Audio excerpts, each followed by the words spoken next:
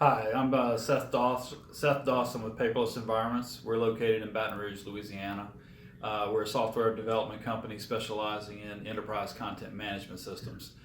Dale came to talk to our visitors group today, and what I really enjoyed and got a lot out of was the 80/20 gold customer program, whereby we can go from being reactive to a proactive measure of contacting our customers to really retain that 80% that we have, because it's so expensive to get new customers, but also we can grow our business by getting additional leads from them, selling additional products, and really make it more of a, as I said before, a proactive means of growing our business with who we already have versus having to go out and get that expensive new customer.